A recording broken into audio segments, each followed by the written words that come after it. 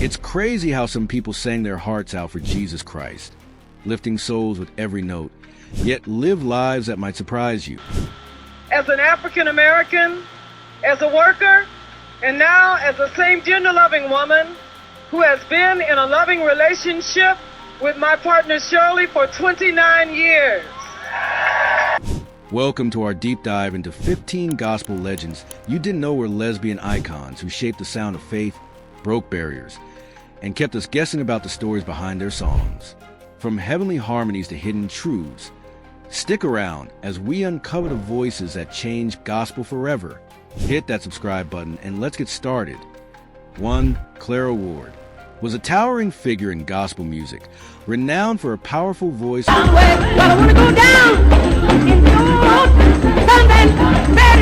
and dynamic leadership of the famous Ward singers. Alongside her mother, Gertrude Ward, and her sister, Willa, Clara helped shape the sound and style of modern gospel, blending traditional spirituals with a flair of performance art. Her influence extended beyond the church, reaching audiences who might never have stepped foot in one, yet were moved by the raw emotion and virtuosity of her singing. Clara's artistry broke barriers, paving the way for gospel to claim its place in mainstream music.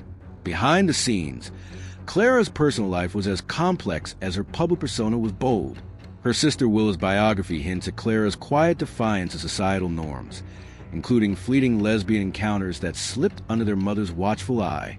Gertrude Ward was a formidable figure, fiercely controlling her daughters' careers and lives, leaving little room for personal exploration. Clara's brief marriage ended quickly, and though she rarely spoke publicly about her private struggles, those close to her sensed a woman yearning for freedom beyond the stage. The tension between Clara's public brilliance and private turmoil only deepened as her career soared. She lived in an era when gospel stars were expected to embody moral purity, and any deviation from that image risked scandal. Yet Clara's artistry thrived precisely because it was unapologetically alive, full of passion, pain, and a hunger for something more. Her performances weren't just songs. They were stories of survival, echoing the unspoken battles she fought offstage. 2.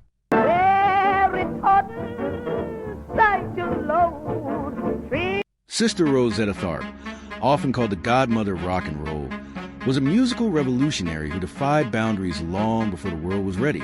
With her fiery guitar playing and soul-stirring voice, she fused gospel with blues, jazz, and early rock, creating a sound that would inspire legends like Elvis Presley, Chuck Berry, and Little Richard.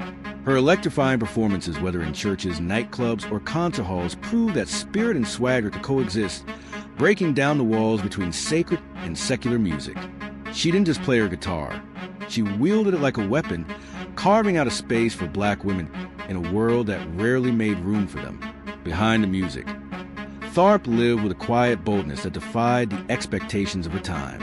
Though she never publicly labeled her sexuality, those in her inner circle knew of her relationships with both men and women, including rumored romances with fellow musicians and industry figures. In an era when such openness could have ended her career, she navigated her personal life with discretion, never letting it overshadow her artistry. Still, the way she carried herself confident, unapologetic, and fiercely independent spoke volumes to those who recognized the signs. Her public image remained rooted in faith, and she never strayed far from the gospel roots that shaped her. Even as she played to packed houses and secular venues, she maintained that her music was a gift from God, meant to uplift as much as entertain. This duality, sacred and sensual, reverent and rebellious, made her an enigma to some and an icon to others. She could bring a congregation to its feet with this train, and then set a nightclub ablaze with strange things happening every day, proving that joy and devotion weren't confined to church pews. 3. My strength gives me courage that's untold. Josephine Howard may not have been a household name like some of her peers, but as a member of the legendary gospel group The Caravans, her voice helped shape the sound of an era. Singing alongside icons like Albertina Walker and Shirley Caesar, Howard brought a quiet intensity to the stage, a blend of raw emotion and technical precision that resonated deeply with audiences. Yet while her contributions to gospel music were undeniable, her personal life remained largely unspoken, a whispered subtext beneath the soaring harmonies. Behind the scenes, Howard lived in a world where private truths often clashed with public expectations. Her daughter, R&B and gospel artist Mickey Howard, has hinted at her mother's unconventional relationships, carefully acknowledging what many in their circles already knew. Josephine loved women. In an industry and a time where gospel artists were held to rigid moral standards, such truths were rarely spoken aloud. Still, those who knew Josephine describe a woman who carried herself with a quiet confidence, refusing to apologize for who she was, even if she couldn't announce it to the world. The tension between faith and identity was a silent undercurrent in Howard's life. Gospel music demanded a certain image, and like many queer artists of her generation, she navigated those expectations with a mix of grace and guardedness. There were no interviews about her personal struggles, no defiant anthems proclaiming her truth, just the music itself, which may have been her purest form of expression. In songs of devotion and deliverance, she found a way to channel the complexities of a life lived between devotion and desire. Josephine Howard's story is one of those hidden verses in gospel history sung softly but felt deeply. She didn't have the chance to claim her narrative openly, but the echoes of her life linger in the memories of those who knew her and the music she left behind. Today, as conversations about faith and queerness evolve, her legacy serves as a reminder of the countless artists who had to hide in plain sight, their truths woven into the very fabric of the songs that moved millions. Josephine didn't just sing about freedom. In her own way, she was searching for it too. For I want you guide me, Lord, guide me, oh, yeah. Mahalia Jackson's voice was a force of nature, a thunderous, soul-stirring instrument that carried the weight of faith, struggle, and triumph. As the undisputed queen of gospel, she brought sacred music to the world stage, her recordings and performances transcending racial and religious divides. Yet for all her public acclaim, Jackson fiercely guarded her private life, leaving behind more questions than answers. She moved through the world with regal poise, but behind closed doors, the woman behind the legend remained an enigma. Rumors about Jackson's personal life have lingered for decades, with whispers among musicians and industry insiders suggesting she may have been queer. The coded slang of the era, terms like crunch and muncher, drifted through backstage corridors, but concrete evidence was scarce. In an age when gospel artists were expected to embody moral purity, even speculation could tarnish a reputation. Jackson, ever mindful of her image, never addressed the gossip, leaving history to wrestle with ambiguity. What is certain is that she never remarried after her two brief, failed marriages, and her closest relationships often seemed to orbit outside traditional expectations. What mattered most to Jackson was her mission to sing God's music with unshakable conviction. She stood alongside civil rights leaders, lent her voice to the movement, and used her platform to uplift Black America. Her devotion to gospel was absolute, and she bristled at any suggestion of crossing into secular music. That single-minded purpose may explain why she kept her personal life so tightly sealed. To reveal too much risked distraction, scrutiny, or worse, having her sacred work reduced to salacious headlines. 5.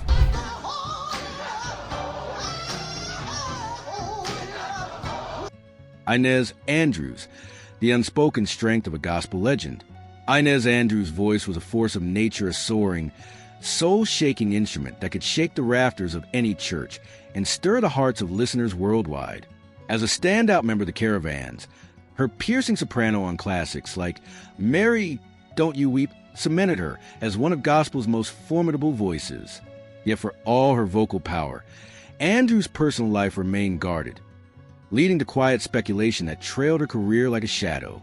In the tightly knit world of mid-century gospel music, where image was carefully curated and personal lives were often scrubbed of anything that might scandalize the saints, Andrews stood out not just for her talent, but for her independence. Unlike many of her peers, she never conformed to the expected narrative of marriage and motherhood that dominated gospel's public image. This, combined with her towering stage presence and close friendships with women in industry, led to hushed rumors about her sexuality gossip that swirled without proof but refused to fully dissipate. Andrews never addressed the whispers publicly, and perhaps that silence spoke volumes. Gospel music in her era demanded a kind of performative purity, and artists especially women, walked a tightrope between authenticity and expectation. For Andrews, whose very artistry was rooted in raw, unflinching emotional delivery, the disconnect between her private truth and public persona may have been just another burden to bear. Yet those who knew her described a woman of unshakable conviction, both in her faith and in her refusal to be defined by others' assumptions. Today, as conversations about queer figures in gospel history grow louder, Inez Andrews remains an elusive figure, her truth tucked between the lines of her music. Whether the rumors held weight or were merely the product of a culture uncomfortable with unmarried, uncompromising women, her legacy endures through her voice, mighty, defiant, and undeniably her own. In the end, the same power that made her a legend on stage may have been what kept the world at arm's length off of it, and that, too, is its own kind of testimony. 6.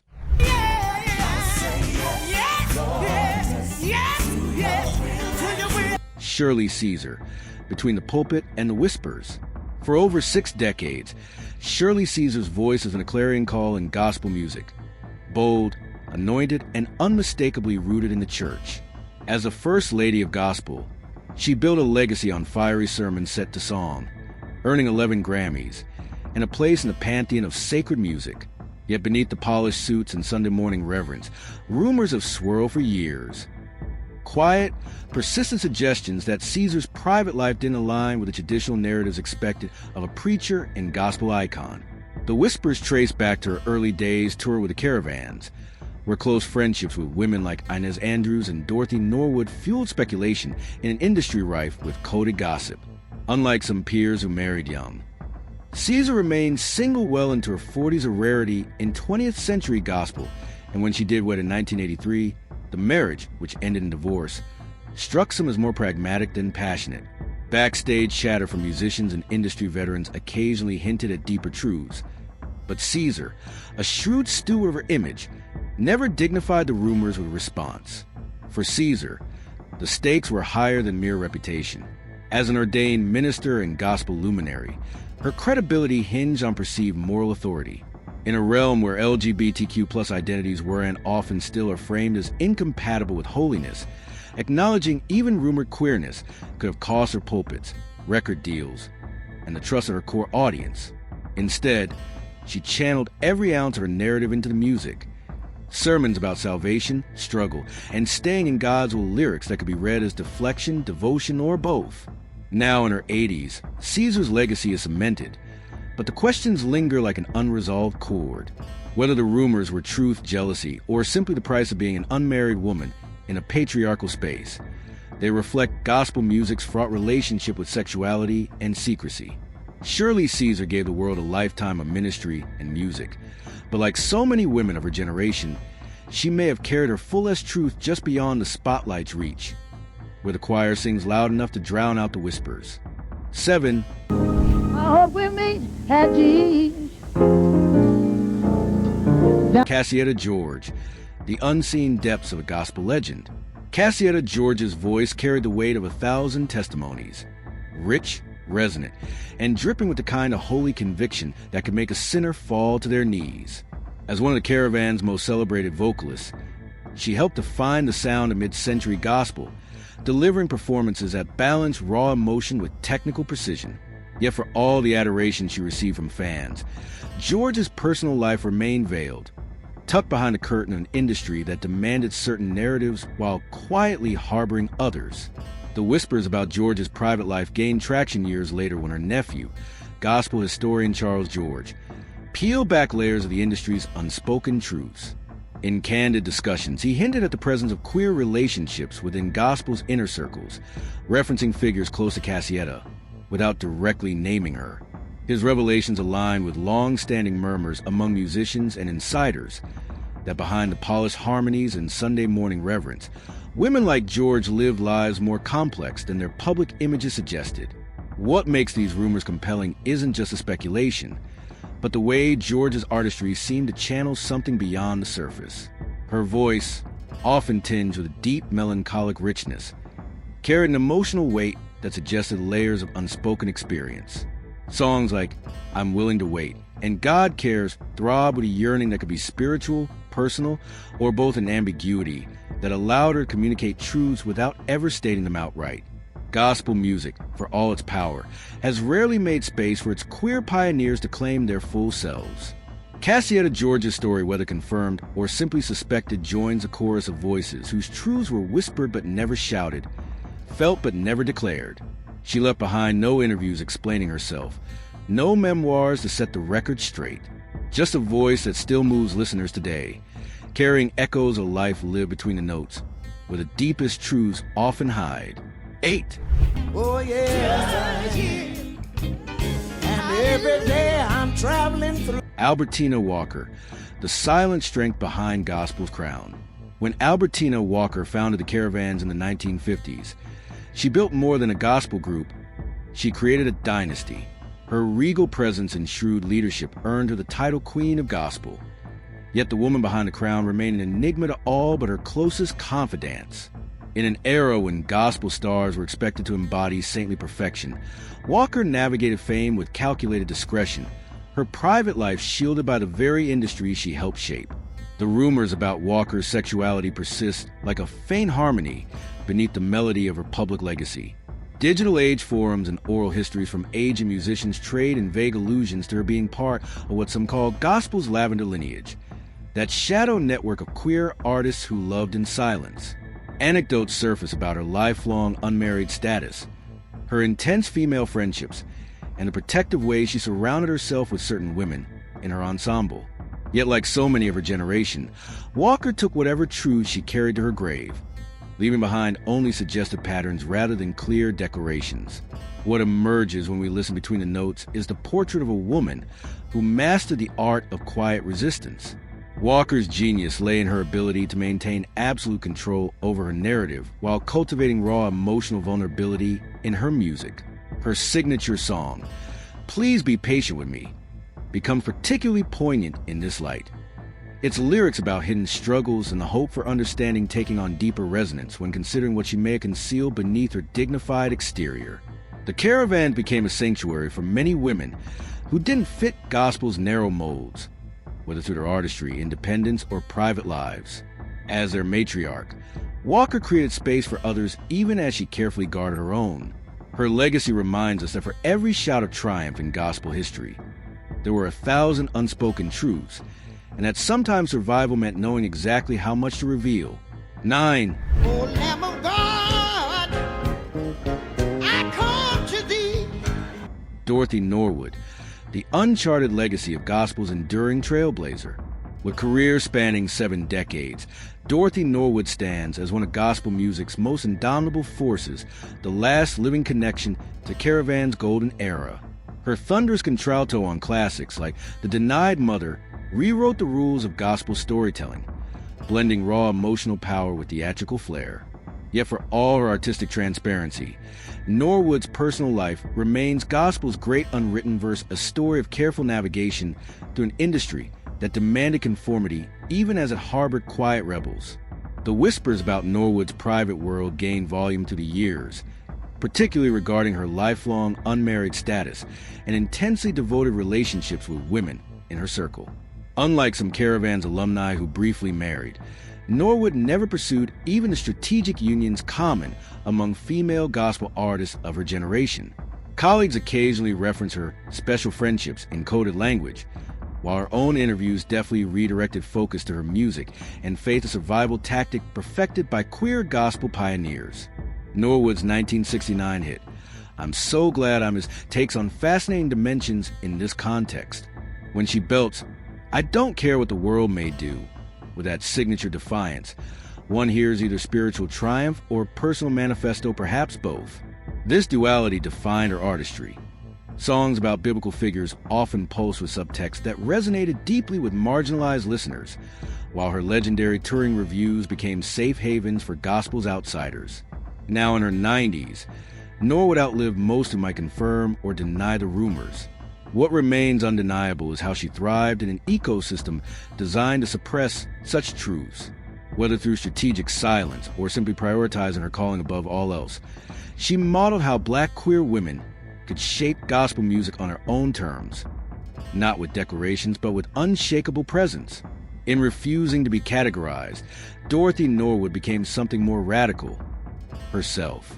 A living testament that some legacies aren't meant to be explained, only felt to the music that still shakes pulpits and consciences alike. 10.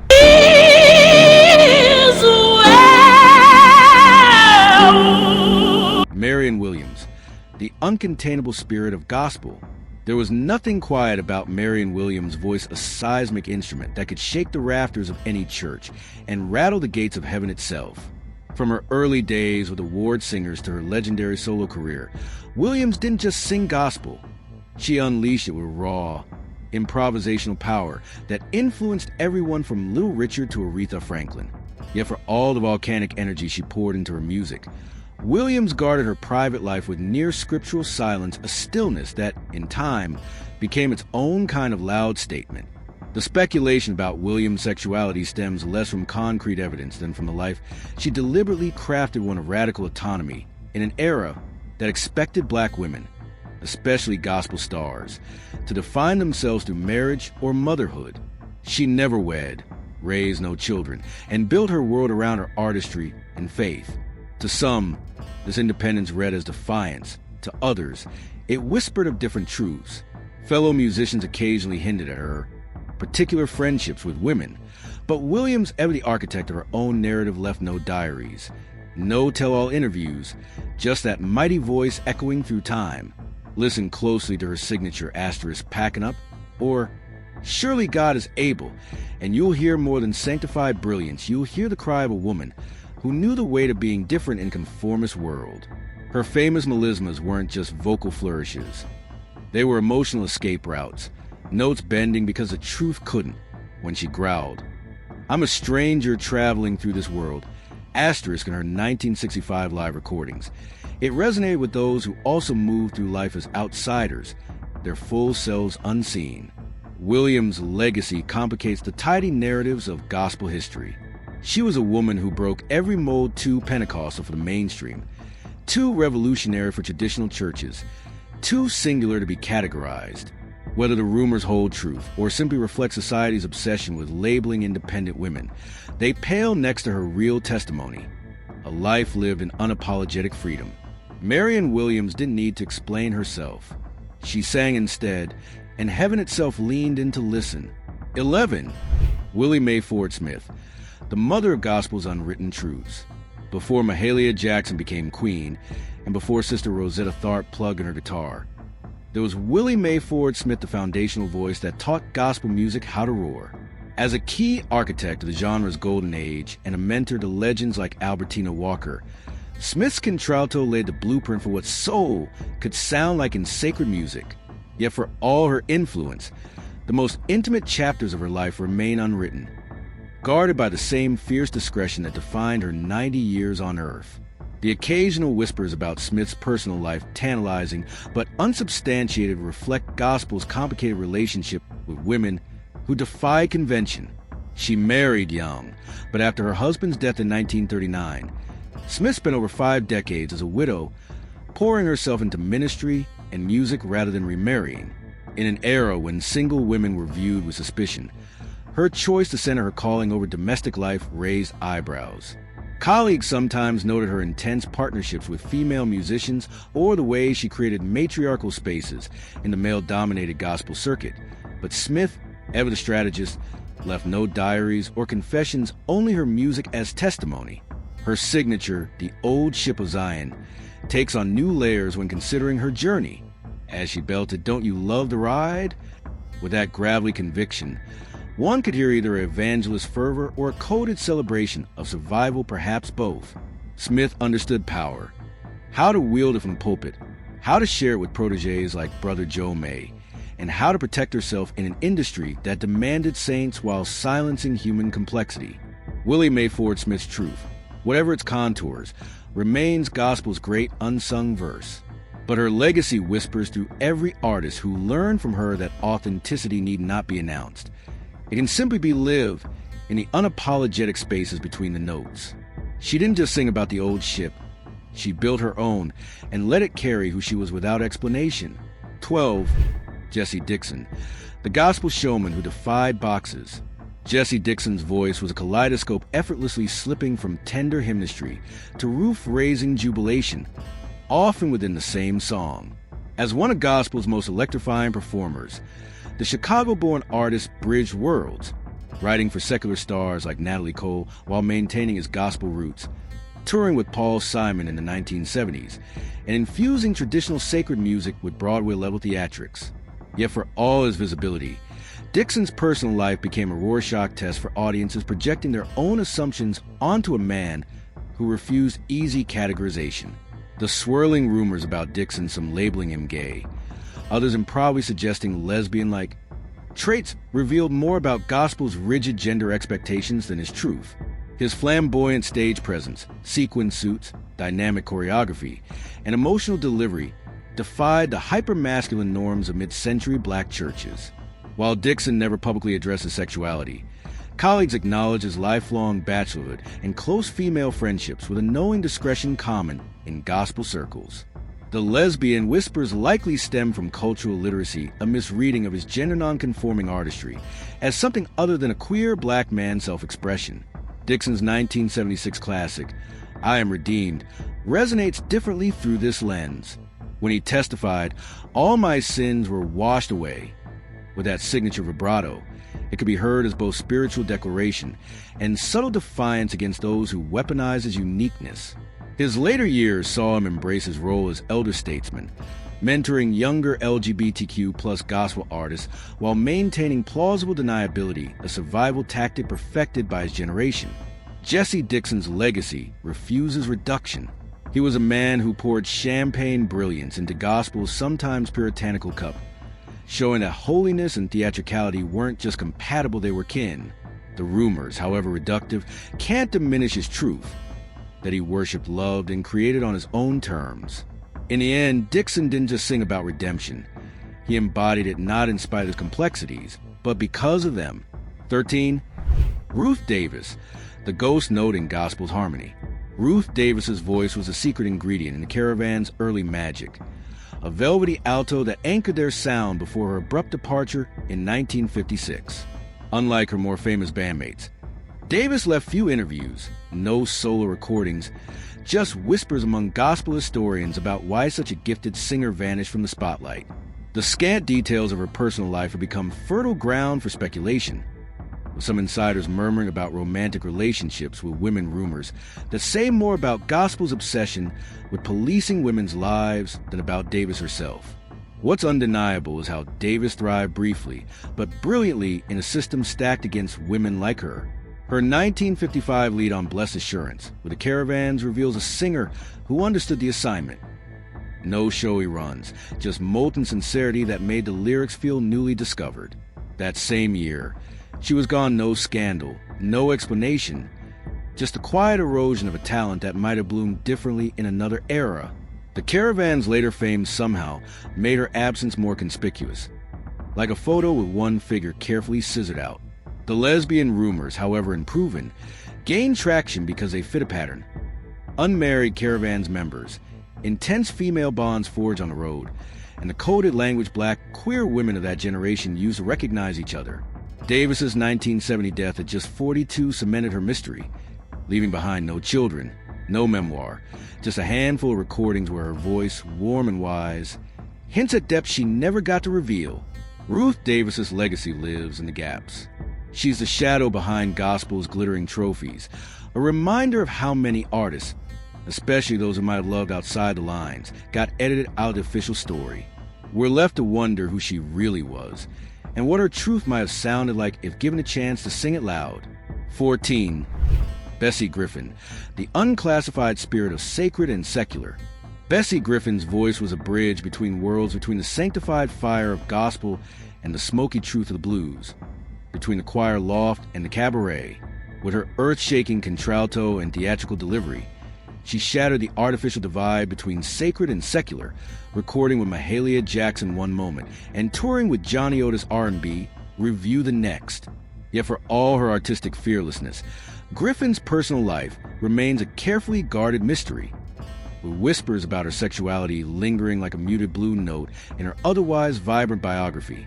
The The speculation stems from Griffin's lifelong unmarried status and her intentional cultivation of female-centered creative spaces. In the 1950s, when women were expected to prioritize marriage, she built a remarkable career on her own terms, forming deep bonds with musicians like gospel composer Doris Akers and blues singer Big Mama Thornton. Her 1959 album, Portraits in Blues, featured Griffin singing both Bessie Smith's Empty Bed Blues and the spiritual Precious Lord with equal conviction, a radical act that hinted at her refusal to compartmentalize human experience.